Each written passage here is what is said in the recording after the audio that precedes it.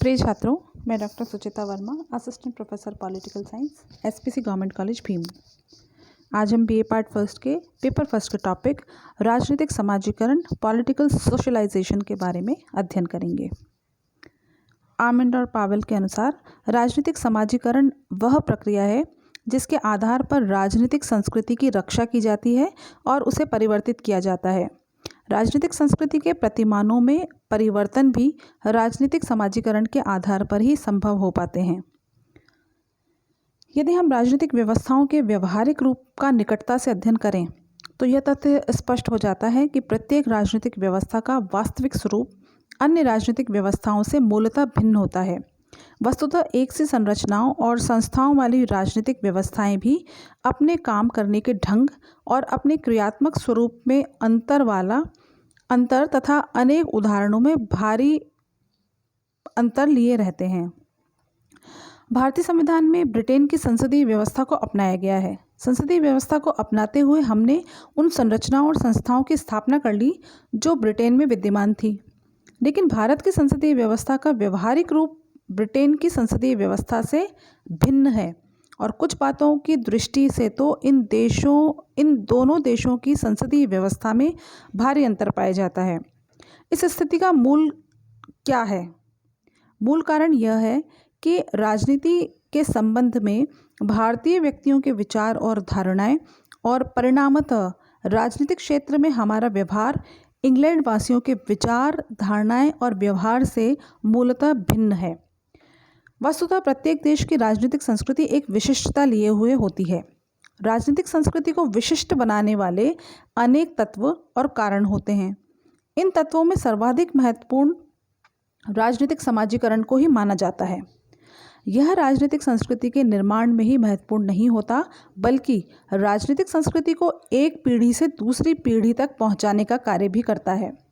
प्रत्येक राजनीतिक समाज में राजनीतिक समाजीकरण ही इस बात का नियामक होता है कि व्यक्ति राजनीति के संबंध में किन विचार और धारणाओं को अपनाएंगे और राजनीतिक व्यवस्था में कैसी भूमिका अपनाएंगे। इस प्रकार राजनीतिक समाजीकरण राजनीतिक संस्कृति और राजनीतिक व्यवस्था दोनों का ही आधारभूत नियामक तत्व बन जाता है। राजनीतिक समाजीकरण की कुछ प्रमुख परिभाषाएं इस प्रकार हैं। रॉबर्ट सीगल राजनीतिक समाजीकरण की विवेचना इस प्रकार करते हैं: राजनीतिक समाजीकरण का उद्देश्य ऐसे व्यक्तियों का प्रशिक्षण और विकास करना है जिससे वे राजनीतिक समाज के अच्छे कार्यकारी सदस्य बन सकें।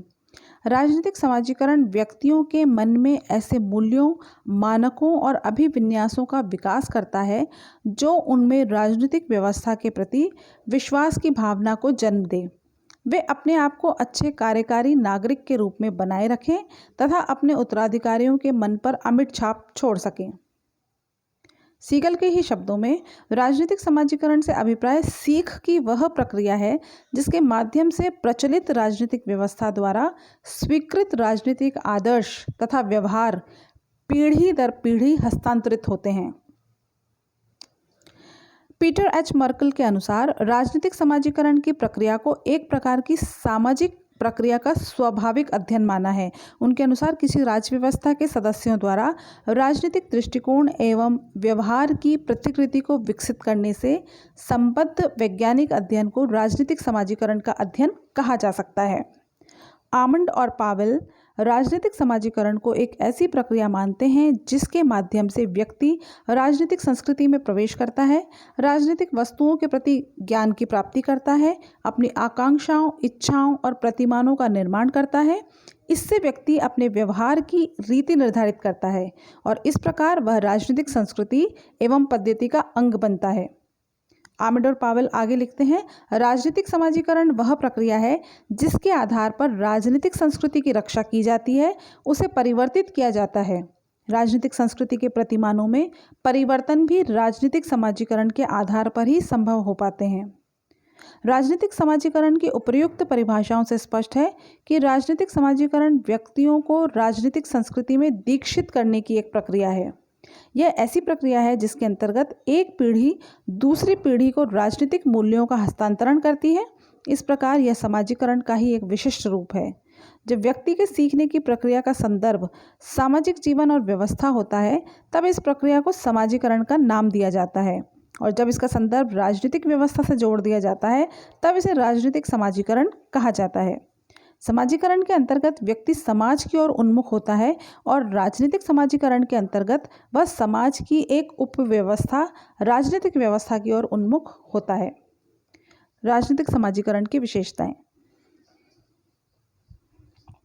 राजनीतिक समाजीकरण वास्तव में वह प्रक्रिया है जिसके माध्यम से व्यक्ति राजनीतिक जीवन और राजनीतिक व्यवस्था के मूल्यों, लक्ष्यों, आदर्शों का ज्ञान प्राप्त करने तथा अपने व्यवहार का निर्माण करते हैं। मैनहिन ने राजनीतिक समाजीकरण की 4 विशेषताओं का वर्णन किया है। आमंड और कॉलमैन ने भी कुछ विशेषताओं की ओर संकेत किया है, जो इस प्रकार हैं। पहली है राजनीतिक समाजीकरण एक मनोवैज्ञानिक प्रक्रिया के रूप में। राजनीतिक समाजीकरण एक मनोवैज्ञानिक प्रक्रिया है। यह प्रक्रिया मनुष्यों के मन, मस्तिष्क, उसके विचार और भावनाओं से जुड़ी हुई है। अतः इसमें मनुष्यों के विचारों और भावनाओं को प्रभावित करने का प्रयत्न किया जाता है। केवल वही राजनीतिक व्यवस्था और राजनीतिक नेतृत्व नागरिकों के विचार और भावनाओं को अपने अनुकूल ढालने में सफल हो सकता है, जिसने नागरिकों के मन मस्तिष्क को भली भांति समझा हो।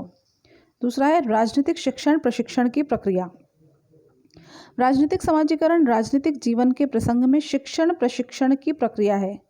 यह एक स्वायत्त प्रक्रिया न होकर वृहत सामाजिक जीवन की उप प्रक्रिया है, जो राजनीतिक जीवन, राजनीतिक व्यवस्था और उसके मूल्यों से संबंध रखती है। राजनीतिक समाजीकरण इन शब्दों का प्रयोग तो युद्धोत्तर काल से ही चला आ रहा है, लेकिन राजनीतिक जीवन के संबंध में शिक्षण प्रशिक्षण की प्रक्रिया सदैव से चली आ रही है। 20वीं सदी के पूर्वार्ध तथा इससे भी पूर्व इसे नागरिकता प्रशिक्षण तथा नागरिक समाजीकरण आदि नामों से जाना जाता था। तीसरी विशेषता है निरंतर और गतिशील प्रक्रिया। राजनीतिक समाजीकरण व्यक्ति के जीवन पर्यंत और समाज में निरंतर चलने वाली एक गतिशील प्रक्रिया है। आमंड और पावेल ने राजनीतिक समाजीकरण के इस लक्षण पर विशेष बल दिया है। वे लिखते हैं, राजनीतिक समाजीकरण की प्रक्रिया व्यक्ति के समस्त जीवन में निरंतर चलती रहती है। ऐसा नहीं है कि विभिन्न स्थितियों के प्रति व्यक्तियों का दृष्टिकोण बाल्यकाल में ही निर्धारित हो जाए और 10 या 12 वर्ष की आयु के बाद उसमें कोई परिवर्तन न हो। व्यक्ति जिस प्रकार के सामाजिक अनुभवों से गुजरता है, उसका व्यक्ति के दृष्टिकोण पर प्रभाव पड़ता है। परिणामतः उसका दृष्टिकोण पहले से भी अधिक दृढ़ हो जाता है तथा उसमें परिवर्तन आने लगता है। उदाहरण के लिए प्रारंभिक पारिवारिक अनुभव व्यक्ति को एक राजनीतिक दल की ओर उन्मुख कर सकता है, लेकिन उसके बाद प्राप्त होने वाली शिक्षा, कार्य व्यवहार और व्यवसाय से प्राप्त होने वाले अनुभव अथवा मित्रों का प्रभाव व्यक्ति में उस राजनीतिक दल के प्रति अमैत्री या विरोध की भावना को जन्म दे सकता है।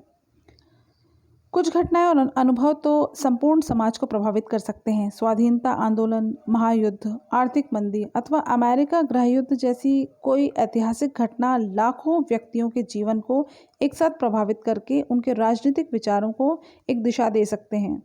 इस प्रकार राजनीतिक समाजीकरण एक निरंतर और गतिशील प्रक्रिया है। राजनीतिक समाजीकरण की इस प्रक्रिया ने इस प्रक्रिया के अध्ययन को रोचकता प्रदान की है और उसे जटिल भी बनाया है। चौथी विशेषता है अत्यधिक विस्तारपूर्ण प्रक्रिया और धारणा। राजनीतिक समाजीकरण की प्रक्रिया और धारणा अति विस्तारपूर्ण है। इसमें वे सभी बातें आ जाती हैं जिनका राजनीतिक जीवन और राजनीतिक व्यवस्था के प्रसंग में सीखने से कुछ भी अथवा दूरी का भी संबंध है।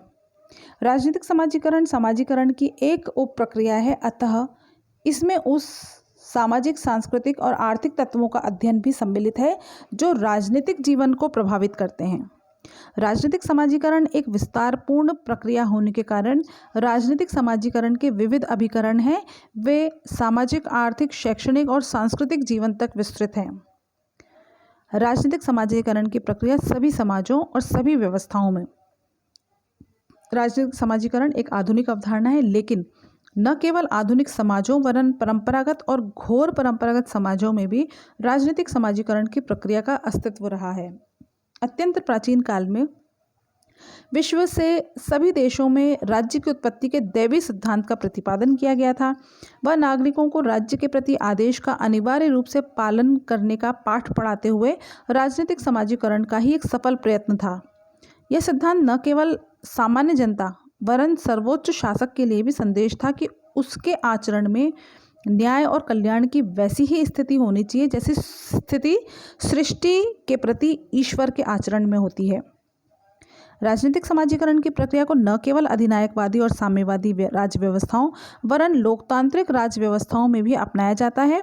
अधिनायकवादी व्यवस्था इस प्रक्रिया को अपने अधीन करके तथा समाजवादी समाजीकरण के निर्माणक तत्वों को अपने उद्देश्यों का वाहन बनाकर नागरिकों को अपने अनुकूल ढालने का प्रयत्न करते हैं ताकि जनसामान्य वैसा ही कार्य करे जैसा वह चाहते हैं। इस प्रकार लोकतांत्रिक व्यवस्था द्वारा नागरिकों को स्वतंत्रता, समानता, भाईचारे और सहिष्णुता आदि मानवीय गुणों का पाठ पढ़ाया जाना चाहिए। इससे राज्य के प्रति गहरे लगाव को जन्म देने की चेष्टा की जानी चाहिए। इस प्रकार राजनीतिक समाजीकरण की प्रक्रिया सर्वव्यापक रही है। व्यवहार में राजनीतिक समाजीकरण की गति कभी तीव्र हो जाती है और कभी मंद पड़ जाती है। छठी विशेषता है उद्देश्यपूर्ण तथा मूल्यों में जुड़ी हुई अवधारणा तथा प्रक्रिया। इसी आधार पर राजनीतिक समाजीकरण डेविड ईस्टन के राजनीतिकरण पॉलिटिसाइजेशन के अधिक स्पष्ट, व्यापक और भिन्न स्थिति हो जाती है। राजनीतिकरण तो व्यक्तियों का राजनीतिक जीवन से घनिष्ठ परिचय उन्हें राजनीति से गहरे रूप में जोड़ता है। इसमें उचित अनुचित के लिए कोई स्थान नहीं है। राजनीतिकरण और राजनीतिक स्थायित्व और विकास की दिशा में अथवा इसके नितांत विपरीत दिशा में हो सकता है, लेकिन राजनीतिक समाजीकरण की अवधारणा और प्रक्रिया राजनीतिक व्यवस्था के मूल्यों और दशाओं से गहरे रूप में जुड़ी हुई है। राजनीतिक समाजीकरण का एक निश्चित उद्देश्य है राजनीतिक संस्कृति की रक्षा और उसका विकास अर्थात वांछित दिशा में परिवर्तन। उदाहरण के लिए भारत जैसे देश में राजनीतिक समाजीकरण का उद्देश्य भारतीय नागरिकों को लोकतंत्र, धर्मनिरपेक्षता, राष्ट्रीय एकता एवं अखंडता और आर्थिक और सामाजिक न्याय में दीक्षित करना हो सकता है।